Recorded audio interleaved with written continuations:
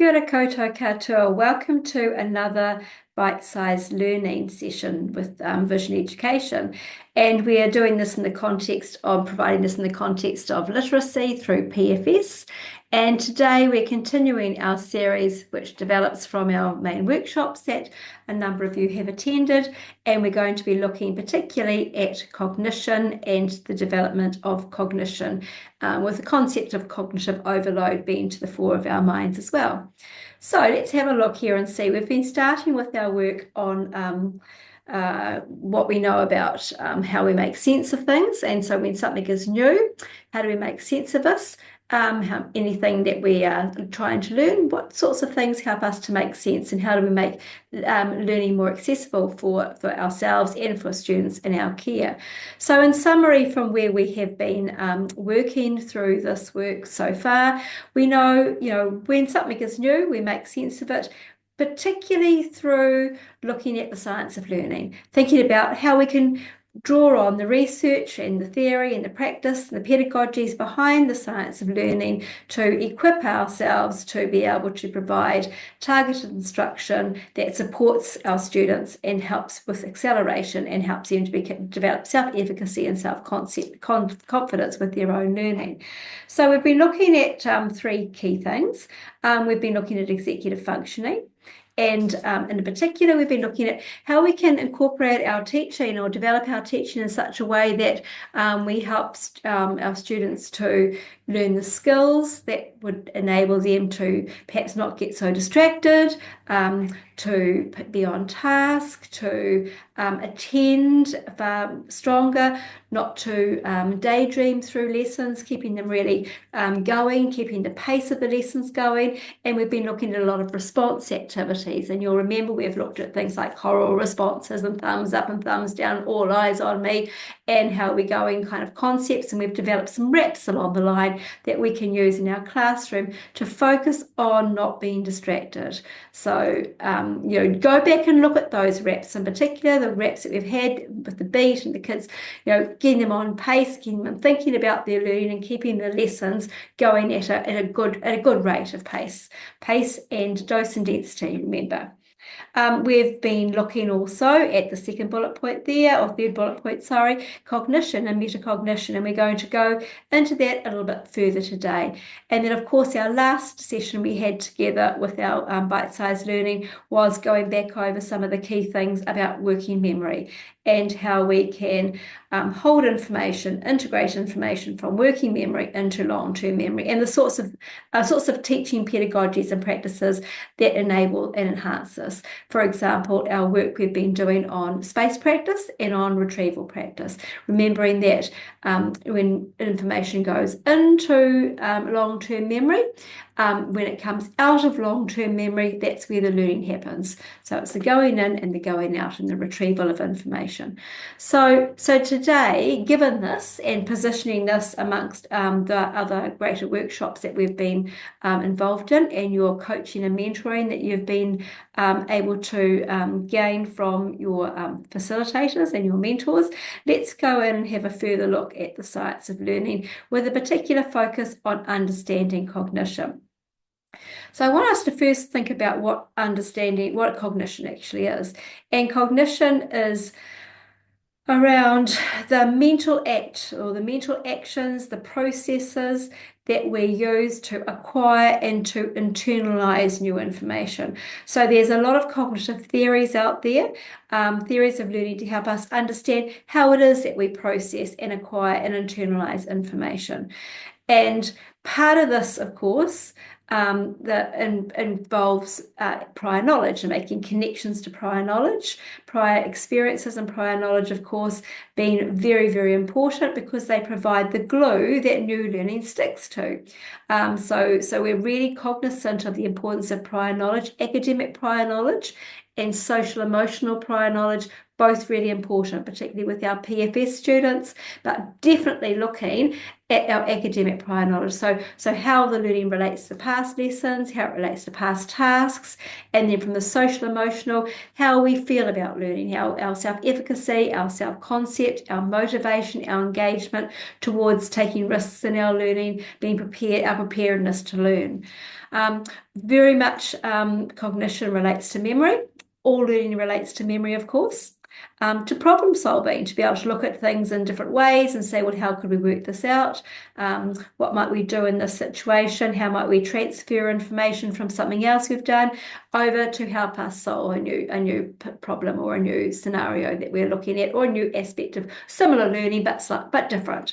Comprehension, very, very important. The comprehension skills and strategies and processes that help us to be able to understand written print, our ability to reason, and of course our ability with decision making. So cognition, as we've said here, is the mental act or acts of processing, internalizing, and acquiring new information. And with this, of course, we have some cognitive processes that are involved in learning. And three of the key ones that we've been looking at and talking about are the processes of recalling learning, the processes of applying learning, and of course the process of transferring learning across the curriculum and from one context to another. And you'll be able to make connections here to work we've done through our teaching tips, through our cluster workshops, through our group workshops, and also through our quick learns, particularly when we've been looking at the recall initially and into applying and transferring in the most recent sessions that we've been running. We also want to quickly remind ourselves and touch base on what we know about metacognition, because of course metacognition is basically our own understanding of ourselves as learners, knowing about learning, knowing what learning is, knowing how we learn, and being able to explain this, use metacognitive talk, develop metacognitive experiences, the think, pair, share, the think alouds, the talk alouds, the peer demonstration, the self-assessment, as I've got on the slide here, all build our internal metacognitive voice, which is really good in terms of helping us to self-monitor our own learning and be able to understand and control and manipulate our learning and our use of cognitive processes. So in our cognition, we've got, as we've said, we've got the real importance of understanding cognition and what builds cognition, and of course the mental acts or processes of acquiring knowledge. We've got our cognitive processes that are involved in learning, and we've got the concept of and the understanding and the practice of metacognition and metacognitive development across the way we teach and across the way we engage students in metacognitive activities to get them really active in their own learning. So what I want us to touch on now is a little more around this, given that we're focusing so much on cognition, I want us to think a little bit more here about this cognitive load theory. All right, so cognitive load theory is around recommendations built on knowledge and research of how we manage our learning and how much we can take new information we can take in at one time. And so when we are thinking of cognitive load, we need to be really well aware that high levels of cognitive load, high levels of too much new in our minds, in our thinking, through the way we deliver our lessons, through the teaching experiences that the students are engaged in, too much cognitive load can actually decrease learning rather than increase learning. So we want to have a look now and recap in this part of the session together on how we optimize cognitive load. So the instructional recommendations that are built on knowledge of how we learn best, how do we actually optimize? And I'm going to take you into a couple of examples that we've mentioned before, but I want to re-emphasize for you through this bite-sized session in terms of what this might look like in your own classroom. So if we're looking at cognitive load theory, we want to look at extraneous load and intrinsic load. So our key focus for cognitive load theory and for teaching and learning and pedagogy is to reduce extraneous load and optimize intrinsic load. So let's just have a look at what we mean by extraneous load and intrinsic load. So extraneous load, people reminding ourselves here that this is around how we present our information. It's the teaching opportunities we provide. It's the manner with which we deliver instruction. And in one of our earlier quick bite-sized learning sessions, we talked about the fluff, and we talked about all the extra things that we can have, presenting things in lots of different ways, charts for this and charts for that, and oh, and you could do it this way, and here's an example here, and here's an example here. Whereas our teaching approach provides either too much load or gets in the way of the actual learning that we want. So our extraneous load, is how we manage and structure and how we present our information to keep it similar, to keep it sequential, to keep it simple for students, and so that they also can anticipate, so we don't vary it too much. We have some very, very strong routines and some very, very strong approaches and practices to presenting new information through our lessons. And that will help us to decrease the extraneous load in our lessons.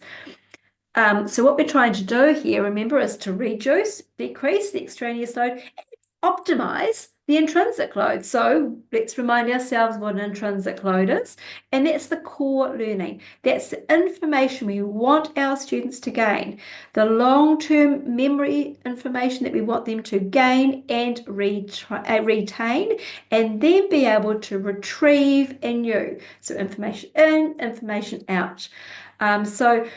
So when we are teaching students, we want more of an intrinsic load and less of an extraneous load. And the last bullet point there on that slide, just remember that the cognitive load that a student gets from any one given teaching experience is a combination of the intrinsic and the extrinsic.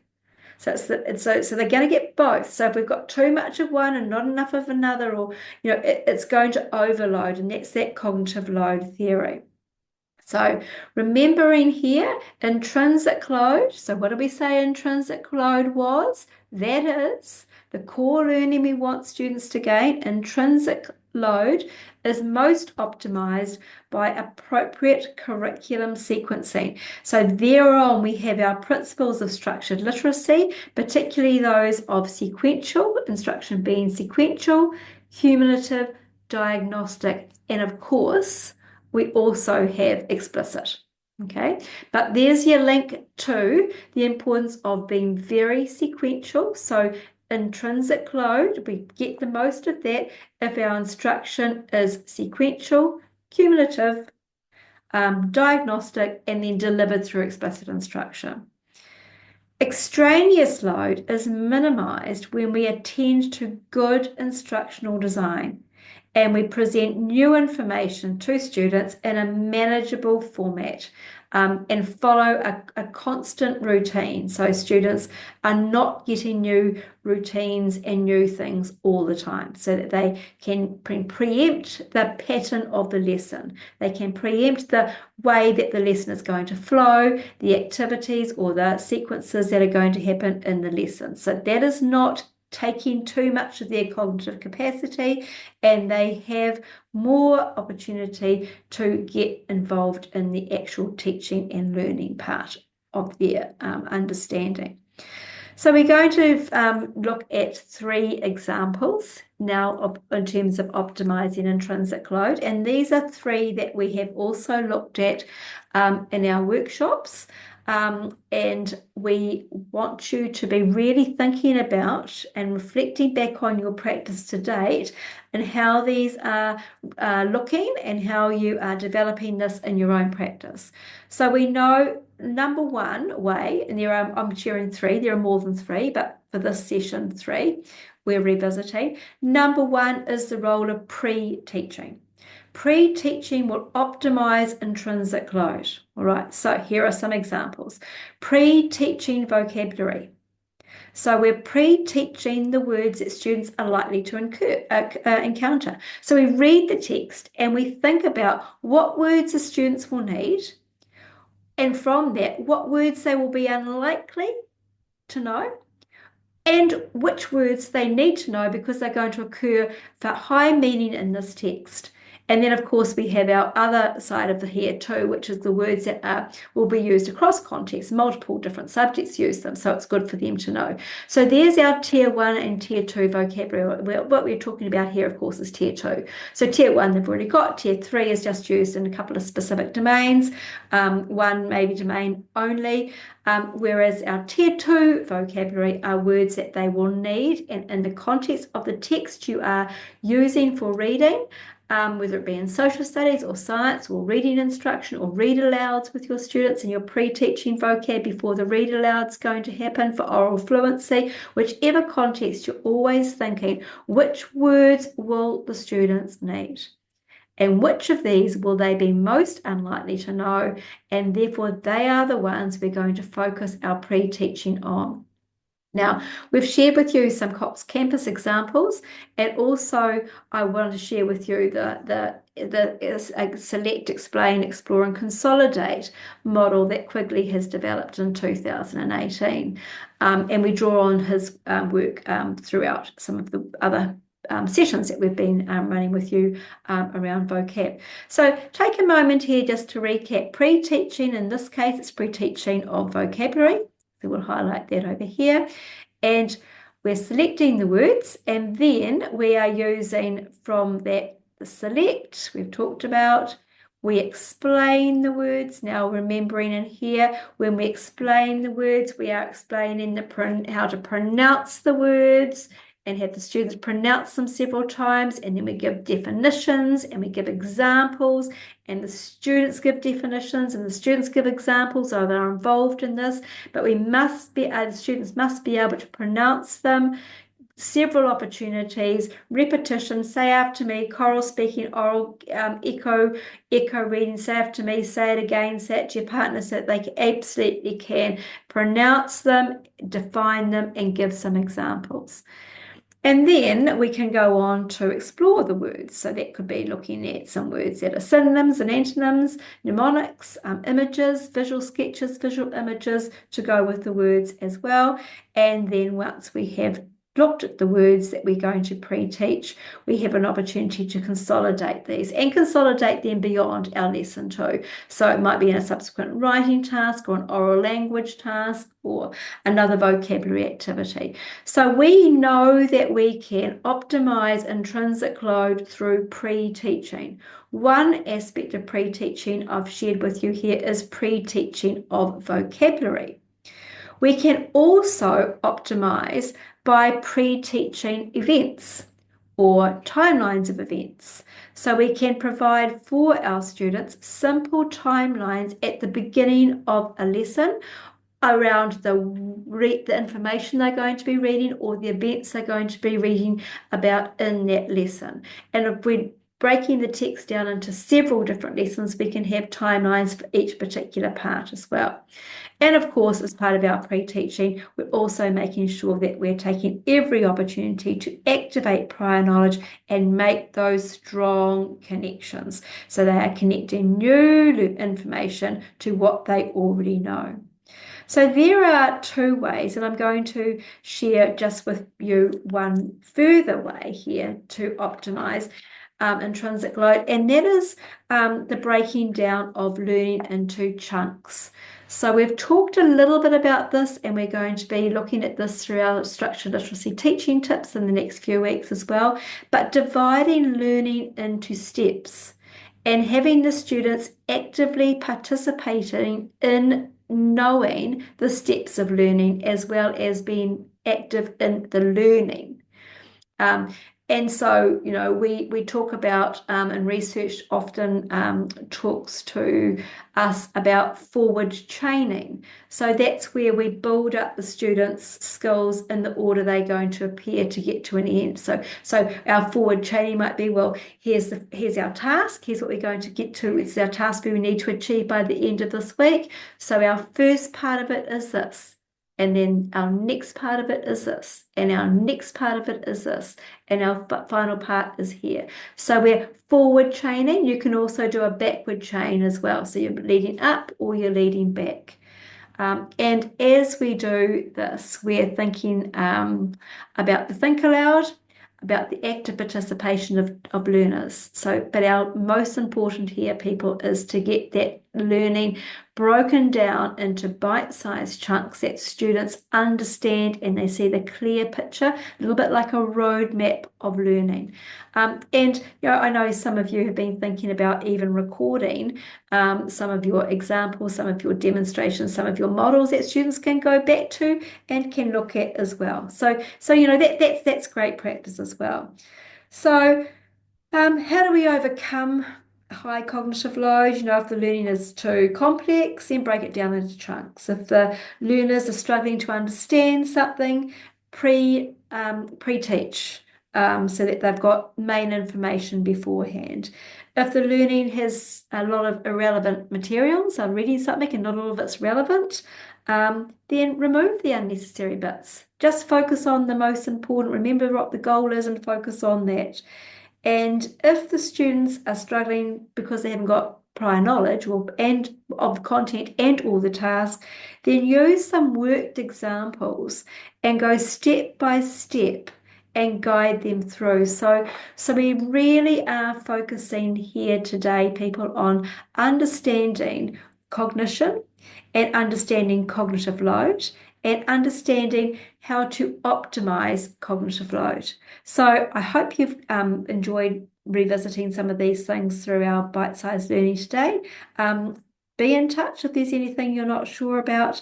Go well, go safe, and we'll see you at our next session. Kia ora koutou katoa.